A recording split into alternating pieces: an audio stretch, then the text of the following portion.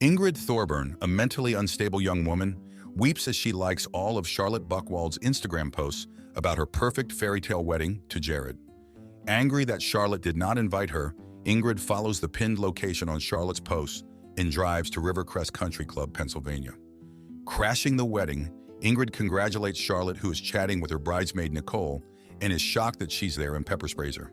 As the groom and the bridesmaids aid Charlotte, who screams in pain, Ingrid runs but is tackled by one of the wedding guests. At the mental facility, Ingrid writes to Charlotte, apologizing for what happened. She tells her their time apart has done her good, and she hopes that they can get back to being friends. Girl, I don't think anyone would want to talk to you after that. Returning home after her treatment, she visits Charlotte's Instagram account and is disappointed to know that Charlotte has turned it private. Because of this, she needs to send a request if she wants to see her posts. As she's relaxing in the tub browsing a magazine, Ingrid sees a feature on Taylor Sloan. She checks Taylor's Instagram account, surprised to see she has 267,000 followers, and follows her after stalking her account. When Taylor posts a photo of Millennial Toast, Ingrid leaves a comment asking Taylor if she made the toast herself. It probably cost $30 if it was from a restaurant. While Ingrid pays for her groceries, Nicole sees her and tells the person she's talking to on the phone. Ingrid sees her and hears her say that she was in an insane asylum and that Charlotte and Ingrid were never friends. Nicole says Charlotte just commented on one of Ingrid's Instagram posts, and Ingrid stalked her so much that Charlotte had to get a restraining order against her, and adds that Ingrid looks homeless. Upset, Ingrid keys Nicole's car.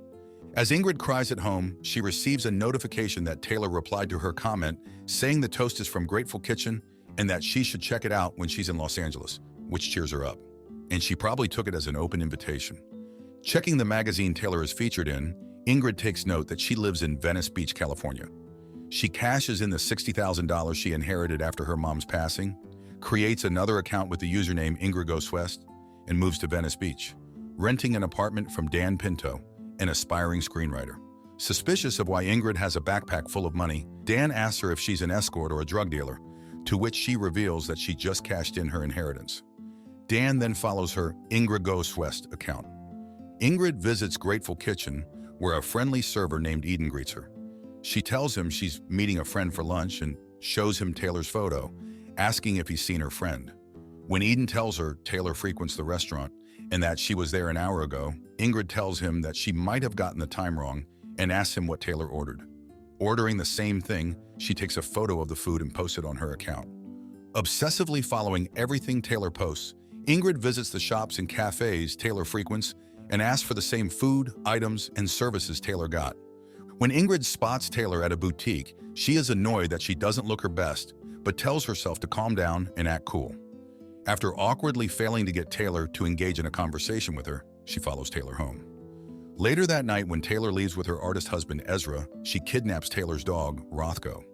Ingrid calls the number on Rothko's missing flyer and claims that she found the lost dog. Dressed like Taylor, she brings the dog over to Taylor's house and declines the monetary reward. Wanting to express their gratitude, the couple invites Ingrid to dinner, which she accepts. When Taylor asks if they've met as she looks familiar, Ingrid denies it and asks to use the bathroom. Ingrid enters the couple's bedroom, where she looks at their photos and takes photos of everything in the bathroom. Enjoying dinner, Ingrid asks what they do for a living, and Taylor shares that she is a photographer and brands pay her to post things online. She purchases one of Ezra's works and volunteers to help Taylor move their trailer to their place in Joshua Tree. The next day, she asks to borrow Dan's truck, to which he agrees on the condition that she returns it in time for the table read of his screenplay that evening, and that she takes part in the table read as Catwoman. En route to Joshua Tree, Taylor tells Ingrid about her drug addict brother Nicky, and Ingrid tells her that the owner of the truck is her boyfriend Dan. Loving Ingrid's humor, Taylor tells her she's her favorite person.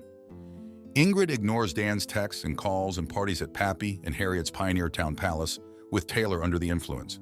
On their way home, a high and drunk Ingrid hits a steel rail, damaging the truck. Taylor tells Ingrid about their Joshua Tree home and shares that she plans to buy the property next door, which she plans on turning into her dream boutique hotel. She plans on calling it Desert Door after a Norman Mailer book she's obsessed with called The Deer Park. Since it's a secret, she makes Ingrid promise to not tell Ezra about it since she hasn't told him yet. While watching the shooting stars, Taylor falls asleep next to Ingrid, who takes multiple photos of them. When Ingrid returns, she sees Dan talking to police officers as he's worried about her. He informs Ingrid that he had to cancel the table read because no one is playing Catwoman. Upon seeing the huge damage on his truck and learning that they used up all of his coke, he gets angry at her. Delighted that Taylor posted their photo together and tagged her, Ingrid prints and frames the post, displaying it in her apartment. Still considering Charlotte as her friend, Ingrid writes her a letter updating her about her amazing life. This girl is Delulu. Ingrid and Taylor begin regularly spending time together, slowly making Ingrid a fixture in Taylor's circle of friends. One day at Taylor's house, Ingrid meets Nikki, who invites Taylor to tag along to his dinner with fashion influencer Harley Chung. When Ingrid informs Taylor that the dinner will clash with the Little Doe launch party they have to go to, Taylor bails on the invite and tells her to bring Dan instead, to which Ingrid agrees. Ingrid later learns from Taylor's Instagram post that Taylor, Ezra, Nikki, and Harley went to the Little Doe launch party. Ingrid attends the Little Doe launch party and finds Taylor, who tells her that Harley knows the designers, so they got them VIP passes last minute. Ezra and Taylor invite Ingrid to a weekend pool party at Harley's and tell her to bring Dan, which annoys Nikki, who is suspicious of Ingrid and her motives.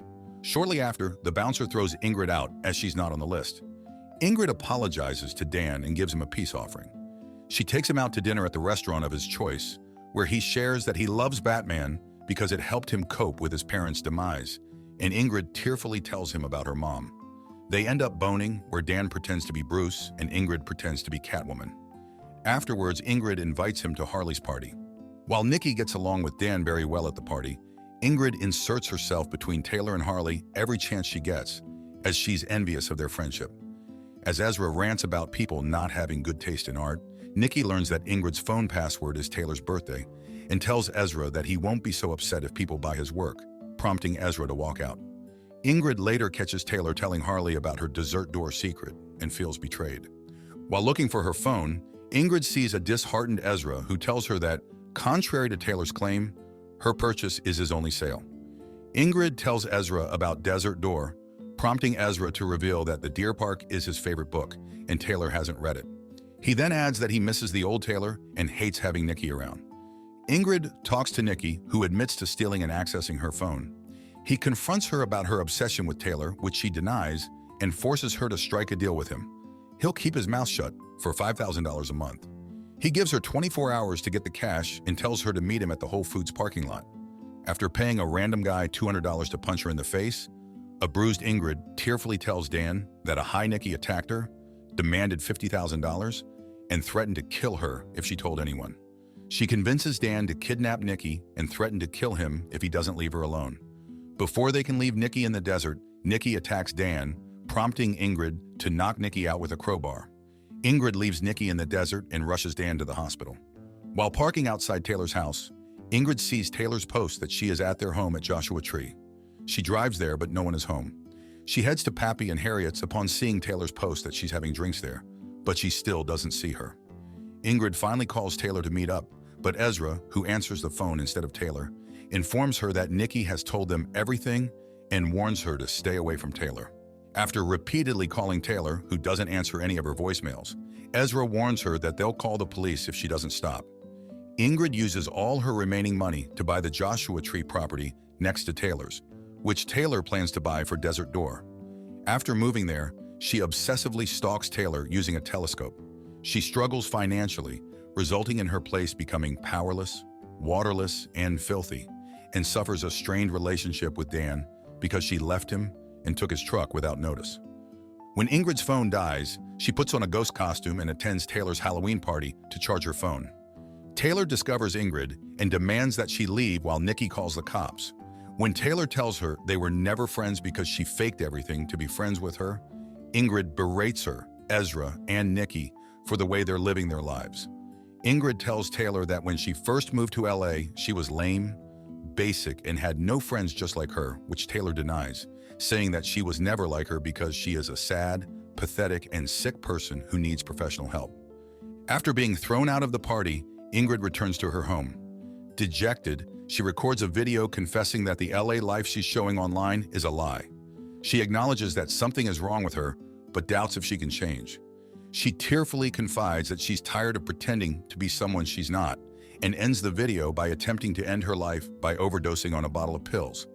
After posting the video on her Ingrid Goes West Instagram account with the caption, "Goodbye Ingrid," she lies down and closes her eyes, peacefully waiting for her death.